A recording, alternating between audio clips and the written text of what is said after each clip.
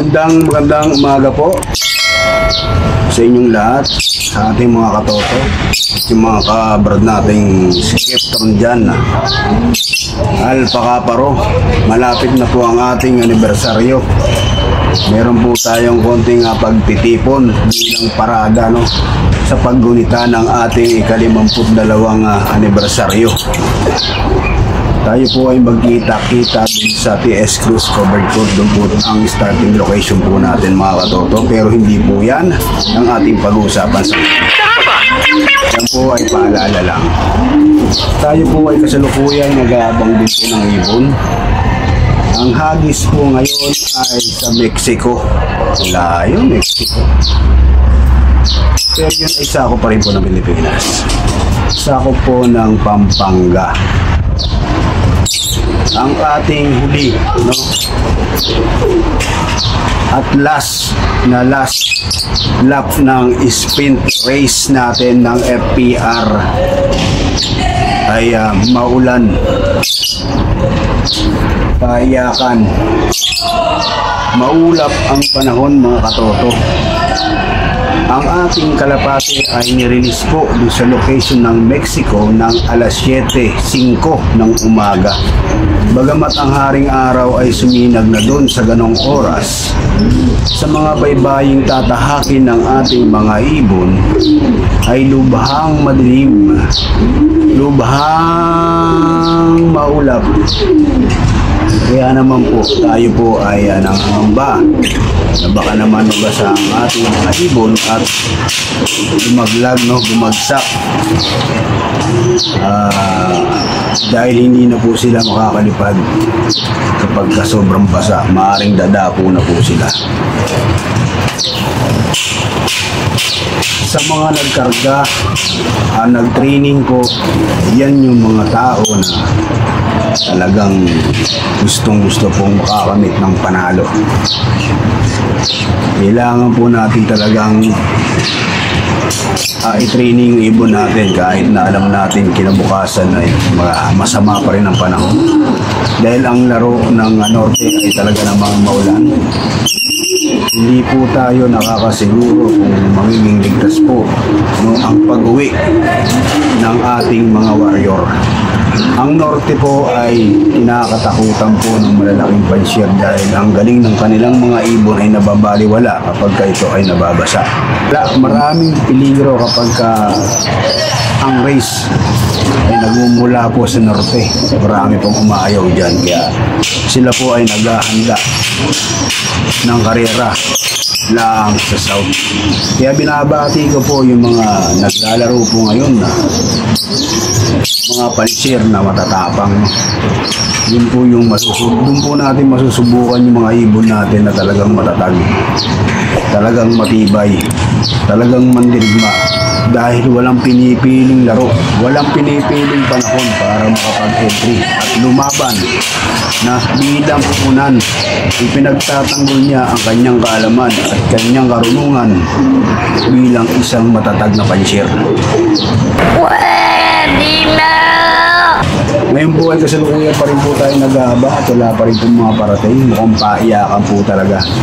Ang pauwian ngayon, maswerte na mag-speed ka ng 1,000. Maswerte ka na mag-speed ng 900. Dahil sigurado umabagal yung ibon yun. Matatakot nyo. Dahil aantay pa po nilang tumila yung malakas na ulan bago pa po sila lumipad. May tayong pauwi. Mga katoto, ang problema, yung unang drop natin, ang tagal, sumut dito sila sa bubong, no, yung pa. Wala pang pauwi mga kumpare natin, pero meron na po tayo kanina pa. Yung isang may sticker, andito na sa bubong, nagpapagpag pa, yung kasali natin sa central. Sayang, bilis sana ng ibon natin.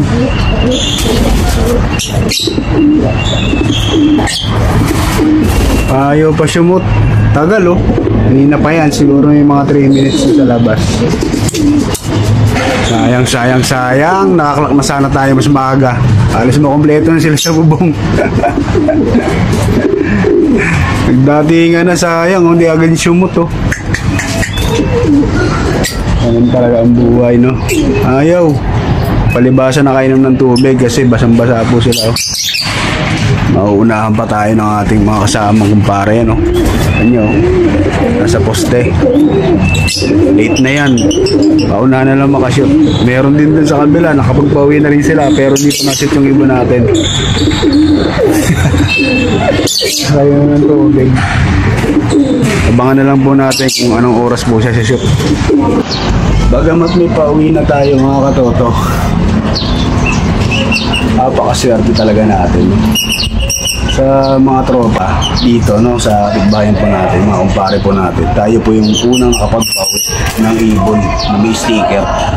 Ang problema mga katoto, tayo po talagang pumasok dahil nakainom po ng tubig. Mas gusto nila po rin sa taas dahil naaarawan po sila para makapagbilad, makapag-ayos ng kanilang balahibo. Sa bigat na rin po nung pagaspas po nila dahil sa ulan, kaya nangyari po tumenga po yung ibon natin. Sa madaling salita, talo tayo. Pero hindi naman doon natatapos ang karera. Marami naman po tayong mai-entryhan pa. Maraming pa pong palaro ang ating club.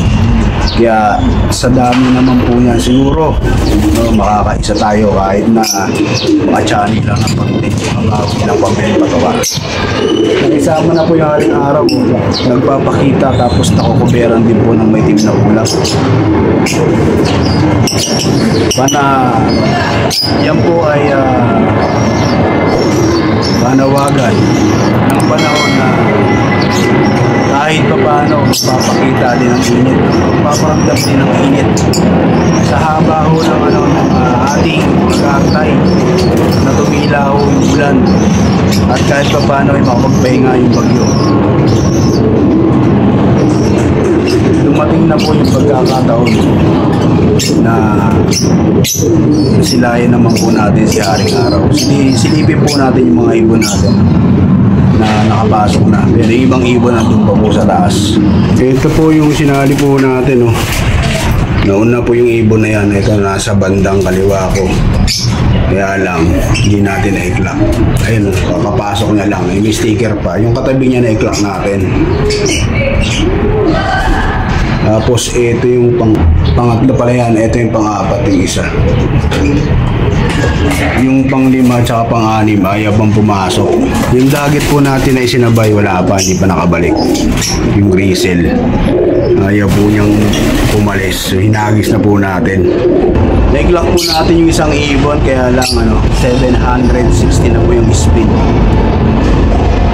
Yung pong clinock po natin na yun mga katoto, ano na po yun, bali mga 4 na week. Kasi 5 ang training po natin, bali 5. Yung entry po natin, 2. Yung sinali po natin ng pooling tsaka central pooling at saka area pooling, yun po yung unang-unang umur. Siya naman din po yung huling-huling pumasok. Galing, no?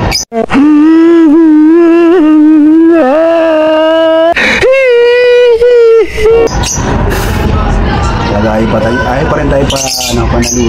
Kung alam ko lang sana, hindi ko na kayo pinakain para shoot agad kayo. Napakain kasi natin siya ng gabi na po, mga alas 8 pasado na. Nag-load tayo ng alas 9. Kaya busog pa yung ibon. Hindi ko akalain na mag-release talaga ng ganyang kaaga. Alas 5. Alam ko yan, nasa alas 9 release niya kasi mga panahon. So nagkakamali po tayo ng tansya, no? Minsan din tayo di talaga yung nagpapatalo sa ibon natin. Pero okay lang yan. Lalaban pa rin po tayo. Hanggat meron po tayong nilulog, hanggat meron po tayong hawak na ibon, meron pa rin po tayong chance na manalo. Basta mag-entry lang po tayo. So hanggang dito lang po natin na tutuldukan muna pansamantala ang ating kalapatids. Hanggang sa muli po nating pagkikita mga katoto, wag po sana kayong magsawang sumuporta sa ating mga content. Mabuhay po kayo mga katoto at mag-ingat, no, sa ulan, sa bagyo, sa baha. Lalo na kung may sugat po kayo sa inyong mga paa, baka malito kayo.